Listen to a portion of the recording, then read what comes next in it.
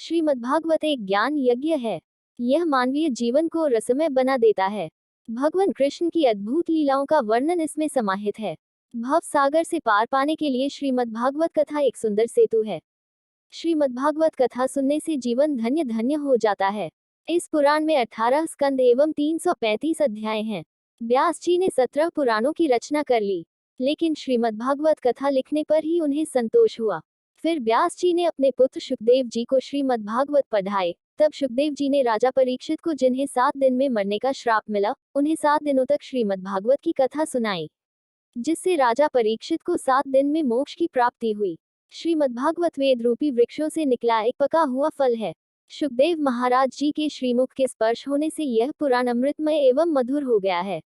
इस फल में न तो छिलका है, न गुठलियां हैं और न ही बीज हैं, अर्थात इसमें कुछ भी त्यागने योग्य नहीं है, सब जीवन में ग्रहण करने योग्य है। अमृत से भरे इस रस का पान करने से जीवन धन्य धन्य हो जाता है। इसलिए अधिक से अधिक श्रीमद्भागवत कथा का श्रवण करना चाहिए। जितनी ज्यादा कथा सुनेंगे उतना ही जीवन सुधरेगा। श्रीमद्भागवत करने से पितरों का उद्धार हो जाता है।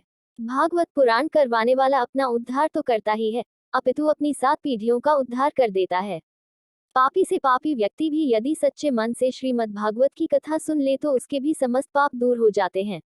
जीवन पर्यंत कोई पाप कर्म करता रहे और पाप कर्म करते करते मर जाए एवं भयंकर भूत प्रेत योनि में चला जाए, यदि उसके नाम से हम श्रीमद्भागवत कथा करवाएं तो वह भी वैकुंठ लोक को प्राप्त करता है। इसके पीछे एक अद्भुत एवं विचित्र कथा है। तुंगभद्रा नदी के किनारे किसी नगर में आत्मदेव नामक एक ब्राह्मण रहते थे। ब्राह्मण बड़े सुशील और सरल स्वभाव के थे, लेकिन उनकी पत्नी धुंधली बड़ी दुष्ट प्रकृति की थी। वह बड़ी जिद्दी, अहंकारी और लोभी थी। आत्मदेव जी के घर में कोई कमी नहीं थी, लेकिन उनकी कोई संतान नहीं थी।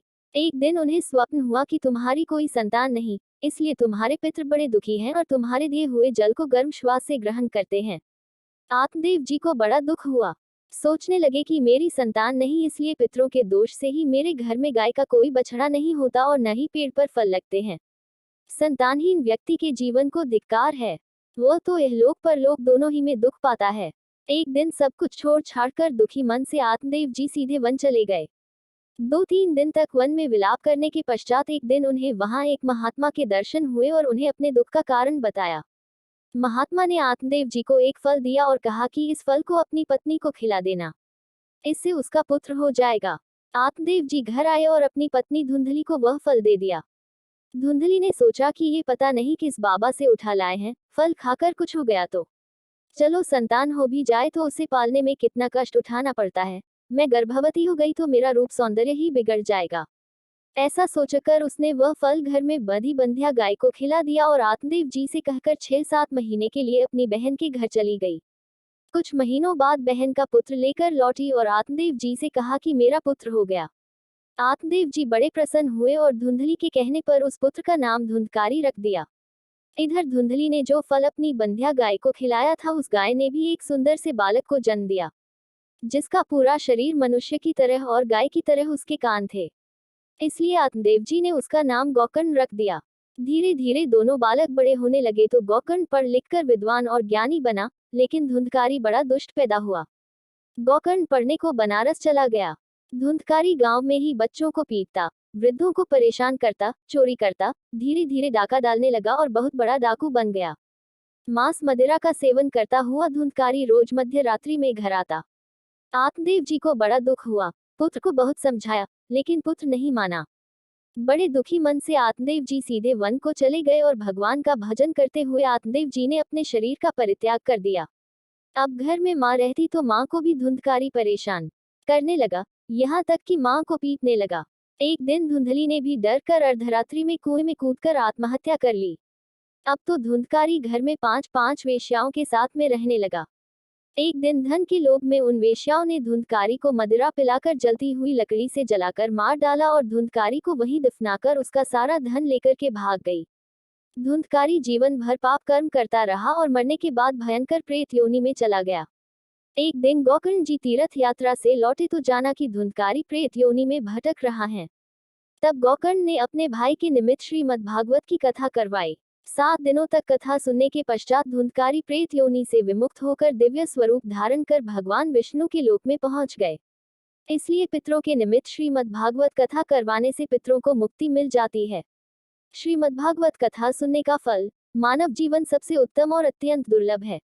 श्री गोविंद की विशेष कृपा से हम मानव योनि में आए हैं। भगवान के भजन करने के लिए ही हमें ये जीवन मिला है और श्रीमद् भागवत कथा सुनने से या करने से हम अपना मानव जीवन में जन्म लेना सार्थक बना सकते हैं।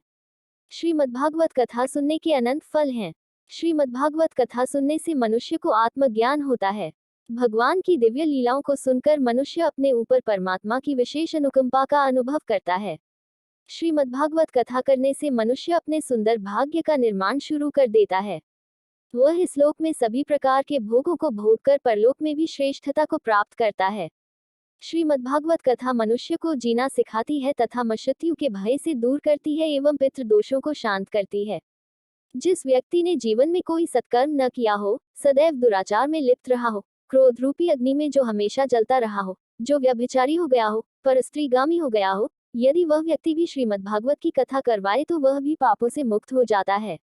जो सत्य से विहीन हो गए हों, माता पिता से भी द्वेष करने लगे हों, अपने धर्म का पालन न करते हों, वे भी यदि श्रीमद् भागवत कथा सुने तो वे भी पवित्र हो जाते हैं। मन, वाणी, बुद्धि से किया गया कोई भी पापकर्म, चोरी करना, छल करना, दूसरों के धन से अपनी आजीविका चलाना, ब्रह्म हत्या करने वाला भी यदि सच्चे मन से श्रीमद् भागवत कथा सुन ले तो उसका भी जीवन पवित्र हो जाता है।